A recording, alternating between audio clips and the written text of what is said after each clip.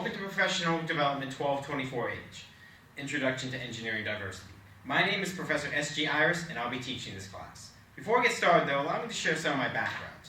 I grew up as a homeschooler, thrived on trains, Legos,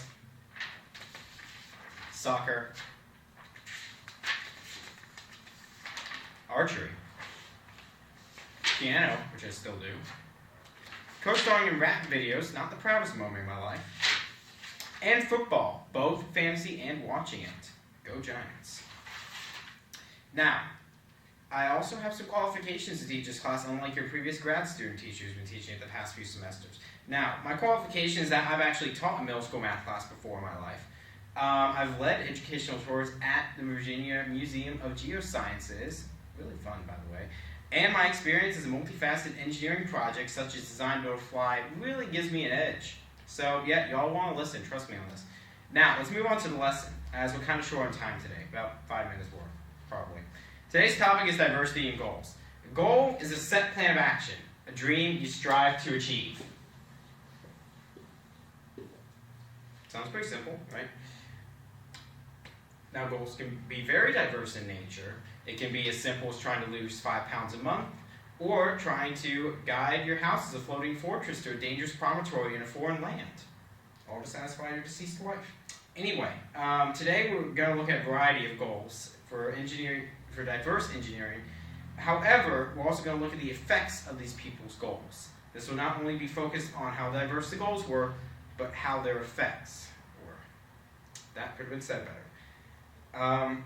However, even though goals can be very diverse in nature, they all have 3 things in common. They have direction, they require dedication,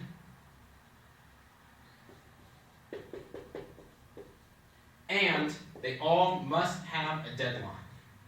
If you don't have a deadline, your goal is just a dream. So, let's get started on our first person. The first goal I'd like to talk about is that of Emily Warren Roebling's. Her goal was to complete the Brooklyn Bridge. Now, the Brooklyn Bridge is a great structure in New York, by the way. Y'all should check it out sometime. However, here's how it got started. In 1869, the chief engineer and father of Emily's husband died during the construction of the bridge. This left Emily's husband, Washington Roebling, as the new chief engineer of the project. However, he then contracted a disease called the bends, which left him bedridden and unable to oversee the project. However, the project... Oh yes, John? What? Oh, the bends, yeah. That's also called decompression sickness. It's an illness that occurs when bubbles form in the body, usually when a person experiences rapid depressurizing during ascent. Divers get it a lot, but he got it from going down too deep when he was building the pylons of the bridge. You know, if you come up too quickly, the pressure in the gas that you breathe is not going to depressurize quick enough. You'll get a lot of bubbles in your body. Really painful, obviously. Good question, though. Now back to the lesson. We are short on time. Since Emily Warren's husband couldn't oversee the project, she took over. She set a goal to finish the Brooklyn Bridge. This lady right here. Did a good job, by the way. Her direction was that she would accomplish this goal by relaying information to her husband, who would then send her back with instructions to the engineers. Not only that, however, she also instructed the engineers herself, using the training she received from her husband to complete the bridge properly.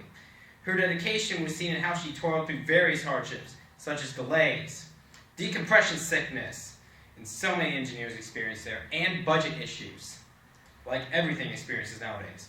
But she completed her goal in 1883 and was honored by being the first person to cross the completed Brooklyn Bridge. Because of her determination, she accomplished the goal and gave New York one of its most spectacular sights. Now, I want us to focus on something a little important here.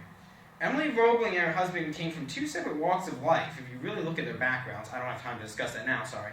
Both probably had much different ways of completing the bridge, by the way. Emily might have thought something like, hey, don't you want to move the lights a foot higher so they cover more area? However, her husband might have said something like, that's not a good idea because the light would be too dim and that high. Then Emily would be like, a foot ain't going to make any difference. And her husband would be like, have you seen how foggy it is around here? But you get the idea. This sort of thing arises all the time. However, the couple could complete the bridge because they had the same goal. That is the key to getting anything done in a team setting, especially a group of engineers. Engineers can have different perspectives, ideas, approaches, even languages, and still accomplish monumental tasks. However, their goals must be the same. If you do not have the same goal, completing the same project, you will not get anything done. Wait, you have a question, Jacob? Yeah, that was the most extrapolated conclusion I could have made from the story, but that's really not much of a stretch to say that people can only accomplish collaborative feats if they have the same goal. I think a much better explanation would be given by contrast. Back when I participated in something called the Hover Games, I worked with a team of aspiring engineers to conceptualize a quadcopter using motors, 3D printer, and the hardware given to us in the CAD lab. We were only given a week to make the copter. So, my direction I chose was to focus on making a compact design with extra security on the rotors that help our copter best absorb the hard hits during the competition. My dedication was seen by how meticulous I was in forming the shape of the body and the time I put into the rail guards. And who can tell me my deadline? Yes, Mr. Jangle Hammer? Jangle Hammer. Okay, what were we going to say? Yeah, that's right, 1 week. Now, it seemed like a pretty good plan, right? You know, probably would have worked. Well, it would have been my teammates had the same goal I did. I may have had dedication, direction, and a deadline, but didn't have the same goal as my teammates. For example, one of my teammates' goals was to design the best guitar picks using the CAD lab we were given access to for the week. Yet another teammate had a goal of becoming the biggest single-celled organism in Agario using the CAD lab to play that game instead. Man, that was annoying. But anyway, that's past. Past is past. You know, we don't complain about that now. I try not to. I'll get over it. Now, because of this difference in the goals, obviously we didn't win the competition. We got second to last, actually. Pretty poor. Now, with the short time I have left, I'd like to show you another example of the importance of team goals and how people with diverse backgrounds come together to create an engineering marvel. In 2013, Boeing opened a new building, a building to deliver planes. That's right, a building to deliver airplanes to those who have the money to buy one.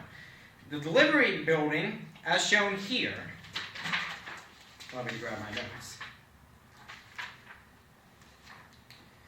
is called the Everett Delivery Center. It's located in Washington State. Customers can wait in the luxurious lobbies while their plane is being delivered straight to them, enjoying a little cup of mocha and the view of the other aircraft in the lot. Fun, isn't it? This was no local project, though. Engineers from all over the world contributed to the project. However, as shown before, people with different backgrounds communicate in very different ways. One specific reason is that the project had some trouble was because of the difference in high-context engineers and low-context engineers. You probably have already been taught this stuff already, so I'm not going to go over it again. Just remember, though, it would be tough for an American and a Finn to communicate because of this difference. All right? So, bringing all these engineers together was a tough task, but it was possible. And you know why, right? Yep.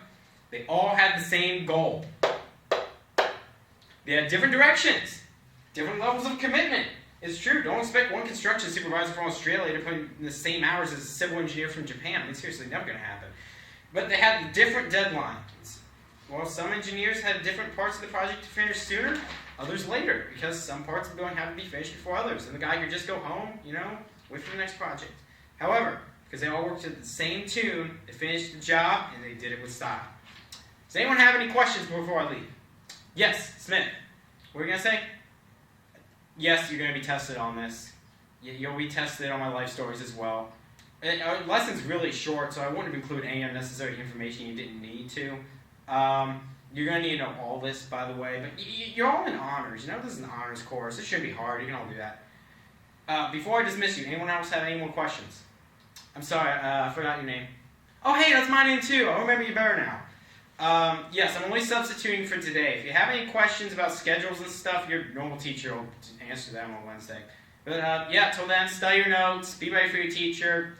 Y'all are free to go now. I'll see you later.